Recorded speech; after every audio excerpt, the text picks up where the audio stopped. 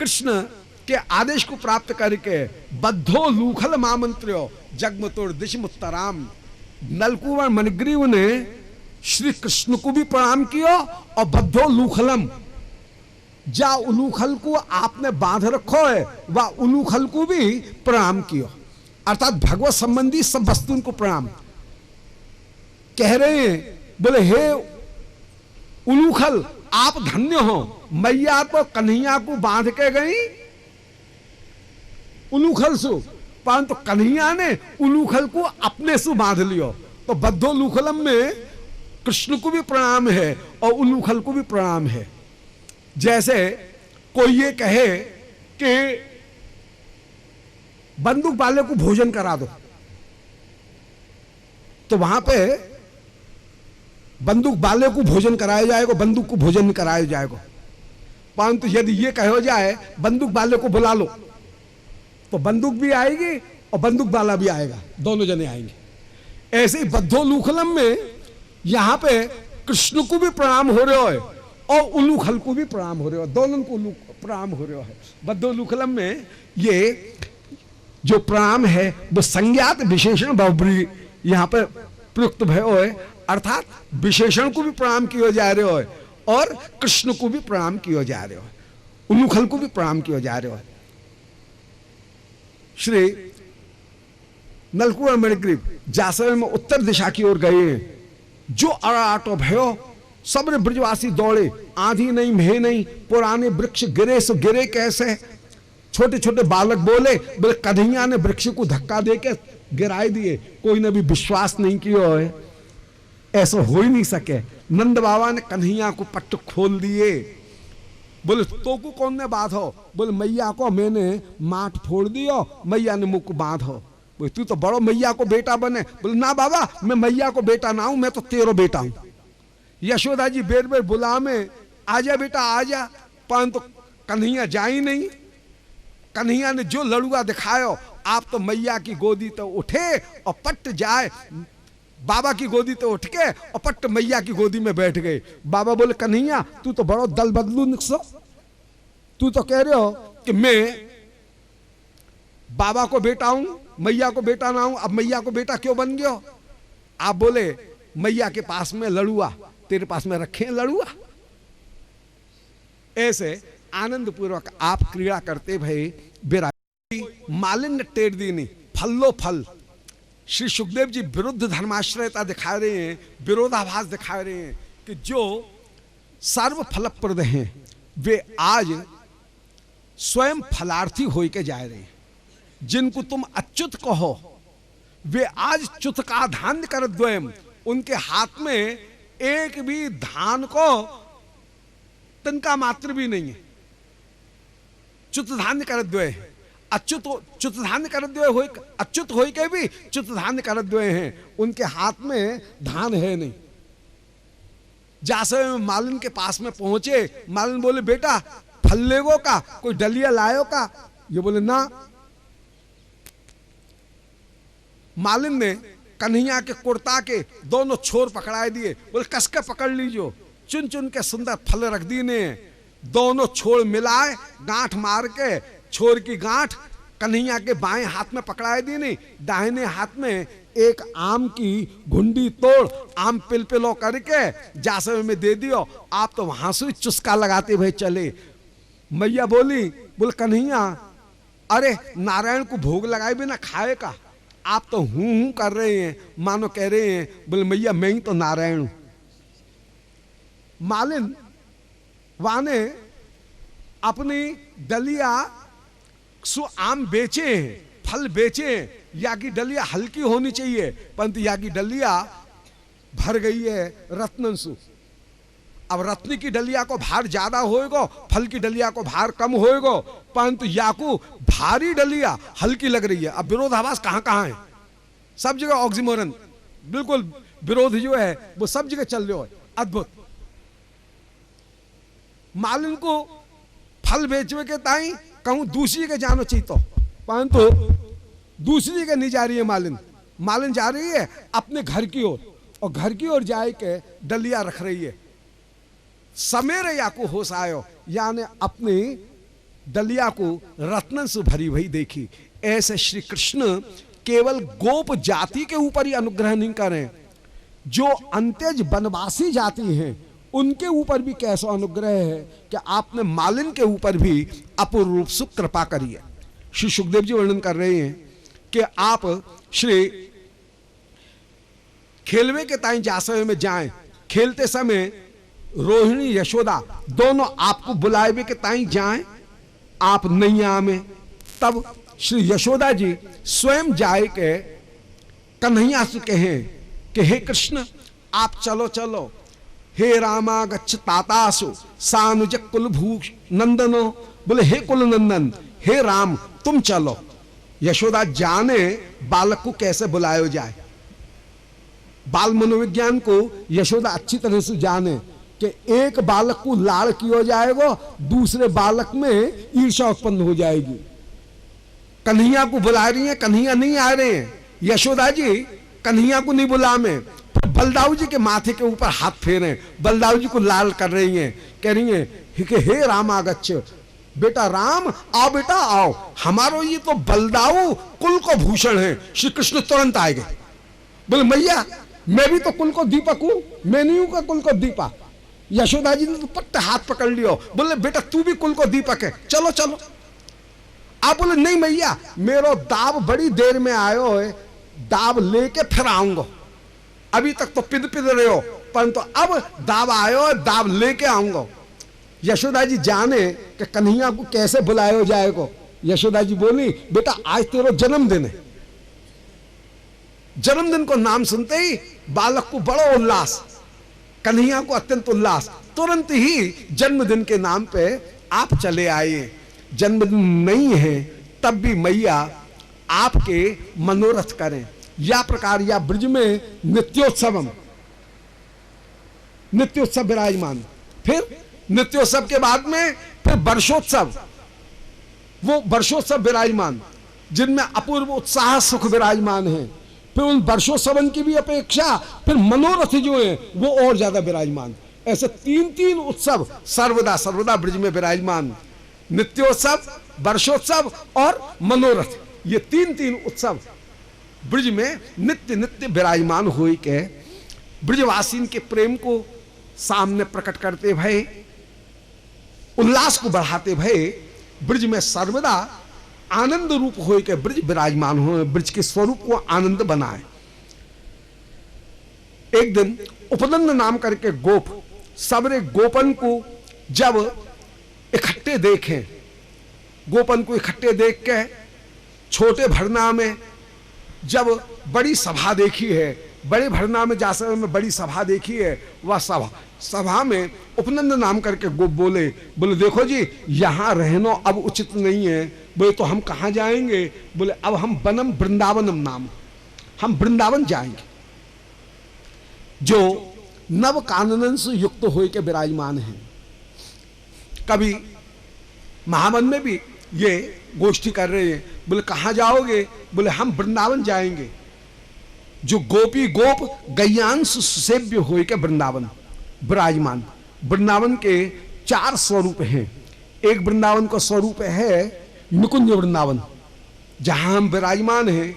ये श्रीमद वृंदावन निकुंज योगपीठ हो के, रात्रिकालीन योगपीठ हो के, नैश लीला में योगपीठ रूप श्रीमद वृंदावन है। दो योगपीठ हैं, एक योगपीठ है मध्यान्ह लीला में श्री राधा कुंड योगपीठ, और दूसरी योगपीठ श्री रास में नैश लीला में श्रीमद वृंदावन योगपीठ। तो एक वृंदावन है जो नैश वृंदावन की रात्रि लीला की वृंदावन की जो रात्रि लीला की जो वृंदावन जो रात्रि योगपीठ हो के विराजमान, दूसरे जो केवल गोपीन के द्वारा सेव्य है। दूसरे वृंदावन है जो जितने भी परकर उनमें गोपी गोप गैया इन तीनों से सेव्य हो के जो विराजमान। वृंदावन कमल को जो भीतर को भाग है वो केवल श्री राधा रानी और उनकी सखी गणन के द्वारा मुख्य वृंदावन हो के विराजमान। वहां के बाहर को जो भाग है वो बाहर को भाग मध्यमंडल, ये अष्ट यूथेश्वरी और उन गोपीन की योगपीठ, अनंत गोपी यूथेश्वरी की योगपीठ, उन सुसेव्य हो के विराजमान। और या मध्यमंडल में बाहर को जो भाग है वहां में गैया, गोप और सखा, ये तीनों के तीनों विराजमान। और सुदूर वृंदावन को जो भाग है वो सुदूर वृंदावन का भाव केवल गैया और गोपन के द्वारा ही सुसेव्य हो के विराजमान। तो हम श्रीमद वृंदावन में प्रवेश करेंगे। वह वृंदावन में हम आज ही जाएंगे। वृंदावन जाए के ताई मुहूर्त देखने की आवश्यकता नहीं है। सब ब्रजवासी भले भले ऐसे कह के चले, गैयान को आगे करके सब ब्रजवासी महावंते गोकुलते महावंते चले, यमुना जी के पल्ली पार हो के आए। यदि राजमार्ग से हो के आते तो पहले मथुरा पड़ती बीच में, सो मथुरा इनको जानो ही नहीं है। अतः महावंशो यमुना जी के पल्ली पार हो के आए। भतरौंद पे यमुना जी 5 हैं, वहां से यमुना जी ब्रजवासी ने पार करी, श्रीमद वृंदावन में प्रवेश किया। कार्तिक शुक्ल पूर्णिमा के दिन श्री कृष्ण ब्रज में पधारे हैं। फिर कार्तिक शुक्ल पूर्णिमा पे आपने जाए छठी करा जो है, उन छठी करा पे शकटन के द्वारा डेरा डारो, कछु दिन निवास कियो। फिर धीरे धीरे चलते भई अपनी पुरानी गढ़ी श्री नंदगाम की जो गढ़ी है वहां पे जाए के ब्रजवासी विराजमान भई। ऐसे वृंदावन केवल गोपीन के द्वारा सेव्य, गोपी गोप इन दो के द्वारा सेव्य, गोपी गोप गैया इन तीनों के द्वारा सेव्य, केवल गैया गोपन के द्वारा सेव्य। ऐसे 4 प्रकार के श्रीमद वृंदावन ये शोभा को प्राप्त हो रहे हैं। वृंदावनम गोवर्धनम यमुना पुलना निच वीक्षासीत उत्तमा प्रीति राम माधवी और नृप। श्रीमद वृंदावन गोवर्धन यमुना पुलिन इन तीनों को दर्शन करके श्री राम माधव को अपूर्व प्रीति की प्राप्ति होए। श्रीमद वृंदावन सर्वकाल सुखावह होए के विराजमान, जहां श्रीमद वृंदावन में बसंत कांत, निदाग सुभग, वर्षा हर्षद, शरदा मोद, शिशिर सुखकर, हेमंत संतोष, ये 6 विभाग प्राप्त हैं। जिन 6 विभागन में सर्वदा कृष्ण लीला के उपयुक्त सुखमय जो संपत्ति है वो सुखमय संपत्ति ही विराजमान। श्याम सुंदर जब गैया चराए के ताई जाए, बछड़ा चराए के ताई जाए, गोष्ठ सु निकसे, श्रीमद वृंदावन की भूमि कमल के समान है। जैसे ही गैया आगे बढ़े, गैयान को ज्यादा चलना नहीं पड़े, कन्हैया को ज्यादा नहीं चलना पड़े, बस चलेंगे उतने ही, फल्लांग 2 फल्लांग या ज्यादा ना है।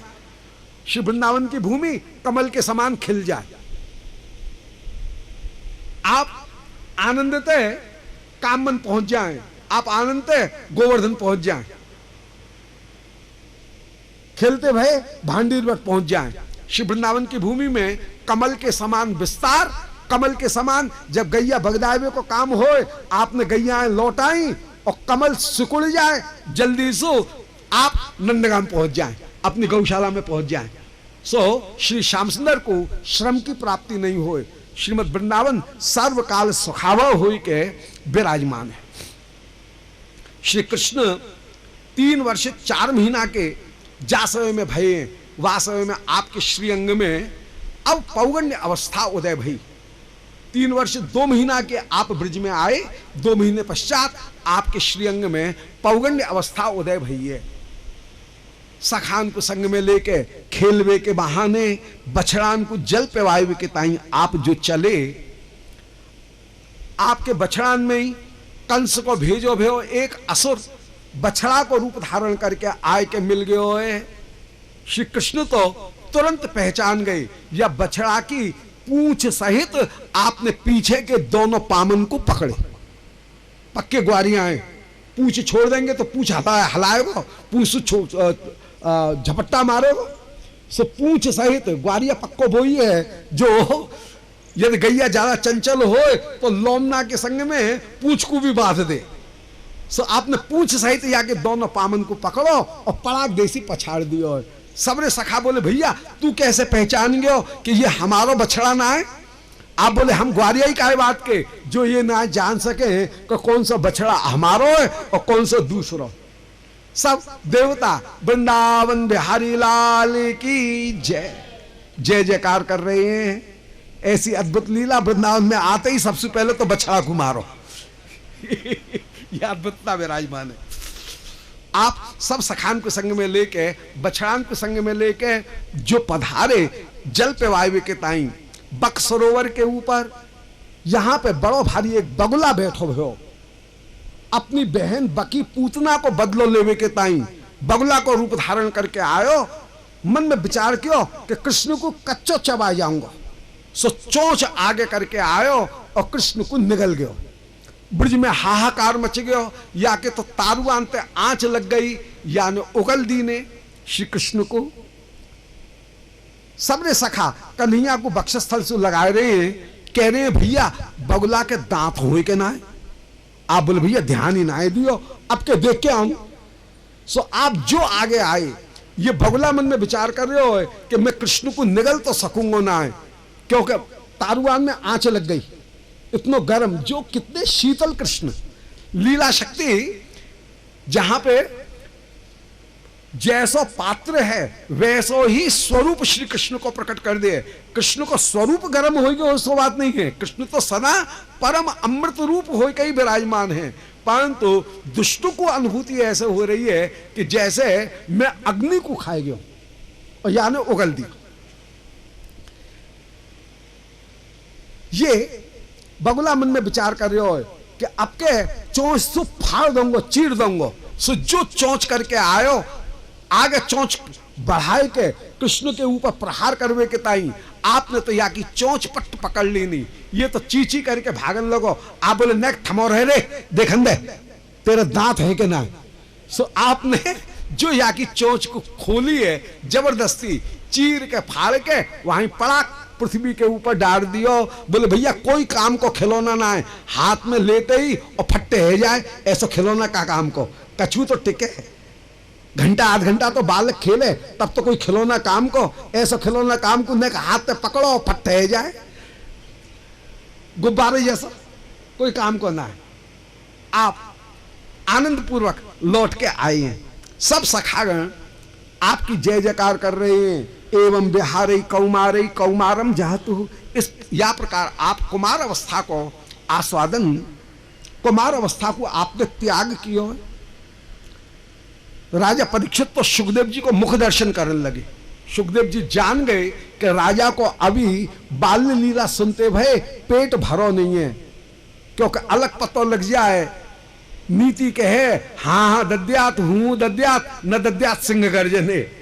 जब तक हाँ हाँ नहीं नहीं नहीं साहब पेट भर गया पेट भर गया, या को मतलब है एक आध लड्डू और चल जाए हो। जब सिंह गर्जन हो जाए तब समझना चाहिए कि हाँ अब नहीं चलेगा। सो अभी सिंह गर्जन नहीं भी हो। सो श्री सुखदेव जी बोले लाला राजा एक लीला और सुना में। आप सब सखान पे बोले भैया कल वन भोजन होएगा।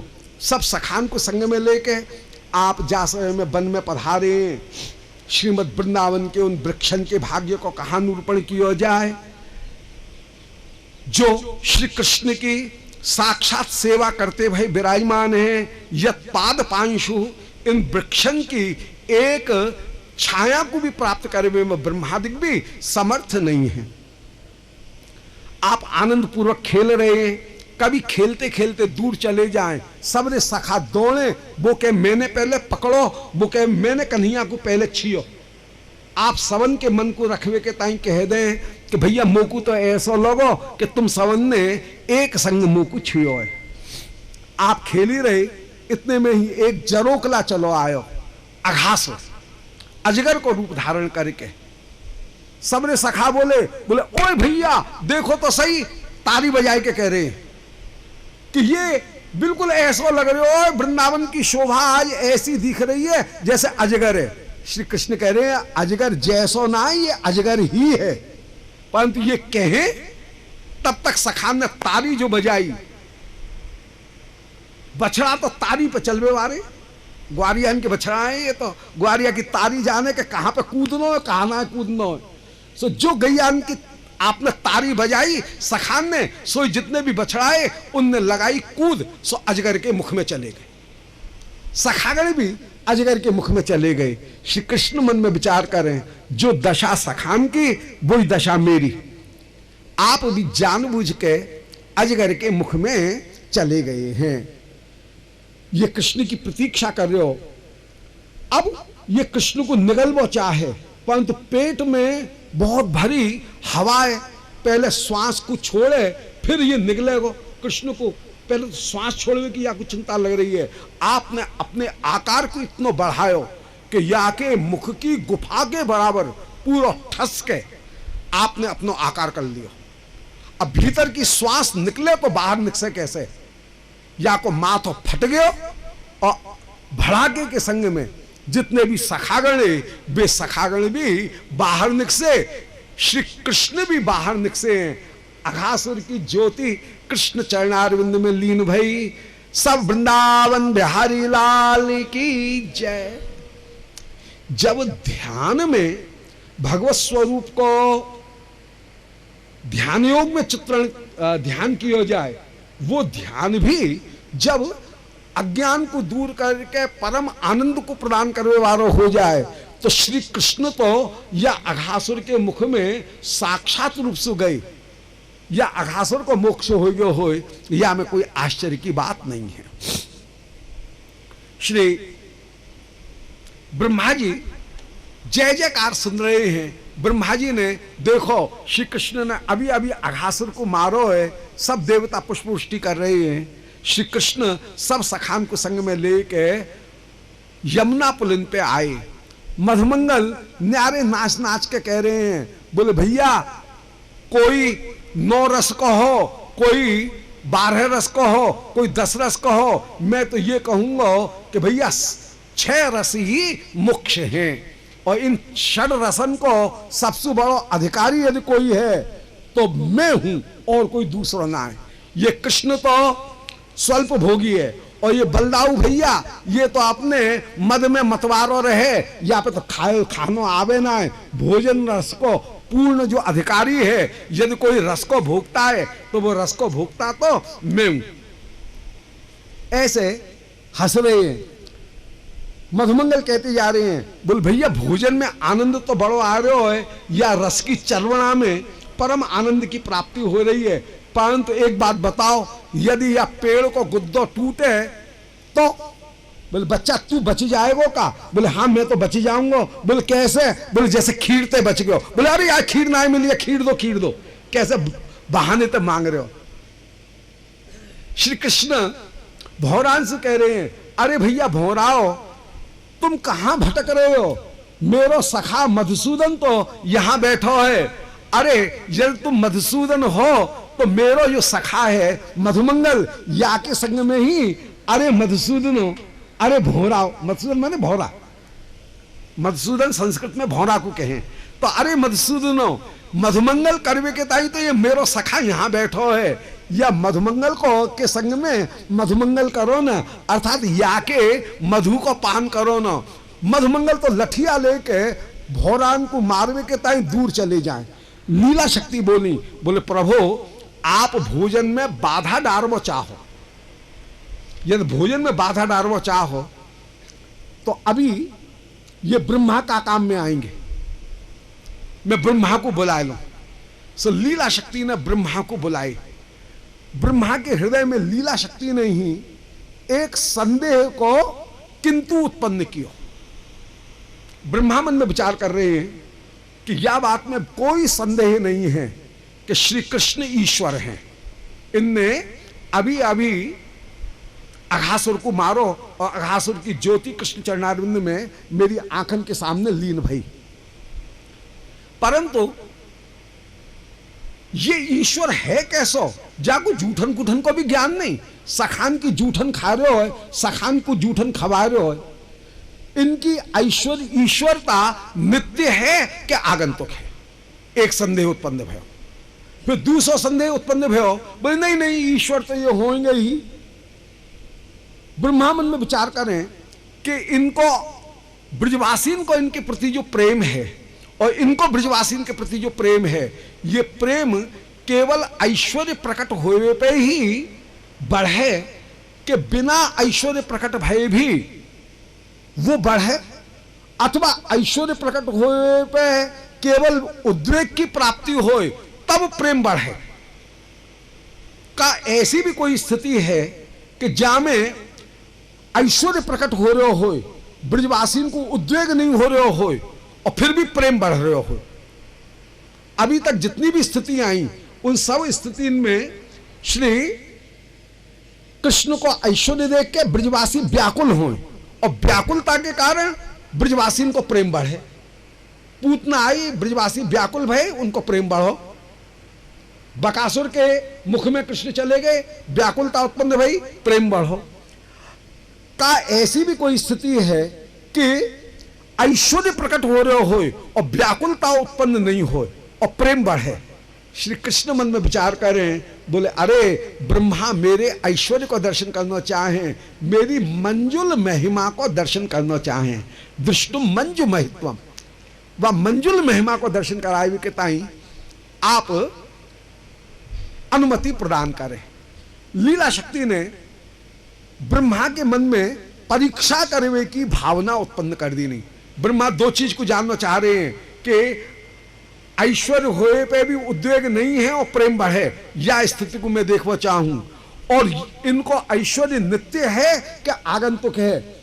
या समय तो ये ईश्वर नहीं दिख रहे हैं, या समय तो एक सामान्य बालक दिख रहे हैं जो जूठन खा रहे हैं, जूठन खवा रहे हैं, अपने द्वारा स्थापित मर्यादा को ही ये त्याग करते हुए दिख रहे हैं। ये कैसे ईश्वर हैं जो स्वयं की मर्यादा को ही पालन नहीं कर रहे हैं?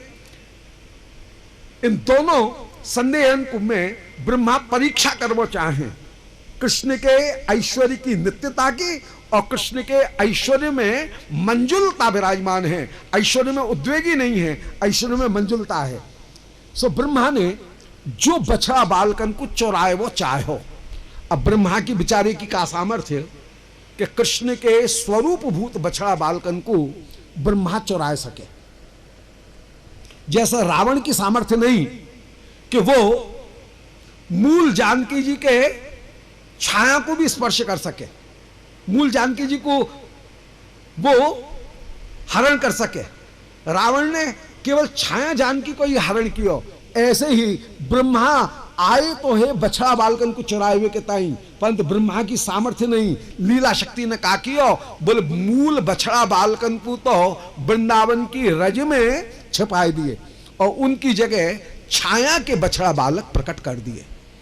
और ब्रह्मा आए और उन छाया के बछड़ा बालकन को चुराए के ले गए, अपनी योग शैया के ऊपर शयन कराए दियो।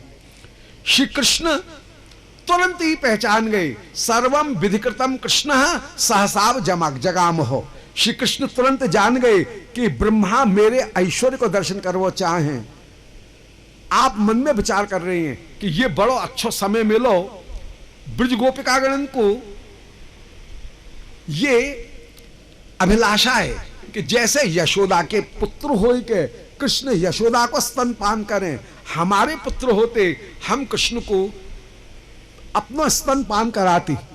गैयान के मन में यह अभिलाषा है कि हाय कृष्ण हमारे पुत्र होते हम उनको अपना स्तनपान कराती। सो आज सब ब्रजवासी की अभिलाषा को पूर्ण करने के ताई श्री कृष्णी लकुट, कृष्णी मुकुट, कृष्णी बछड़ा, कृष्णी बालक सब स्वरूप आप ही धारण करके विराजमान भइए।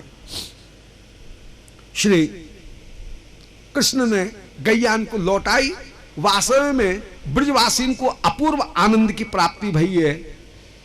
श्री कृष्ण को दर्शन करके पहले जो सुख होता वो सुख आज अपने अपने बालकन को दर्शन करके हो रहे हो।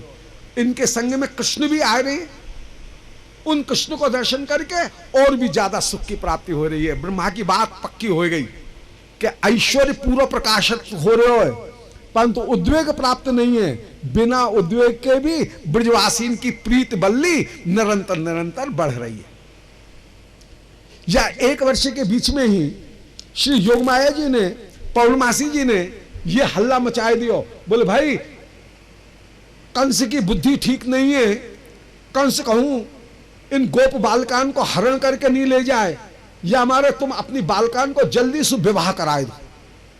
श्री कृष्ण ही गोप बालक बने भय हैं, उन कृष्ण के साथ में ही श्री पौर्णमासी जी ने जितनी भी गोप बालिकाएं, उन गोप बालिकाओं के विवाह की लीला को भी संपादित करा देनी है। छाया गोपन, उन गोपन के संग में जो कृष्ण स्वरूप हैं, उनके संग में ही इनकी विवाह लीला को भी संपादन कराई दी। और श्री गोपिकागण में वार्यमानता पूर्वक जो प्रीति है, वो प्रीति परिपूर्ण रूप से विराजमान भई है। ऐसे आनंद पूर्वक ब्रज में प्रेम बढ़ रहे हो। इतकू तो 1 वर्ष व्यतीत भयो और उत्कू ब्रह्मा को 1 निमिष उत्पन्न व्यतीत भयो। ब्रह्मा जो झांक के देखें, वहां पे तो आनंद पूर्वक सबन को खेलते भई देखो। या लीला के चक्कर में बलदाऊ जी भी आए। श्री बलदाऊ जी का देख रहे हैं कि गैयाएं साल भर में दोबारा ब्याह जाए, और गैया को स्वभाव हो कि जब दोबारा ब्याह जाए तो वो नए बछड़ा को दूध पिवावे, पुराने बछड़ा को दूध नहीं पिवावे। परंतु यहां पे अलग लीला हो रही है। गैयाएं अपने पुराने बछड़ान को, जो कृष्ण बने भाई बछड़ाएं, उनको तो दूध पिवा रही हैं और नए बछड़ान को लताए रही हैं, लात मार रही। बालक भी बड़े हो गए और अब मैयान के स्तनपान करवे लायक नहीं रहे हैं। परंतु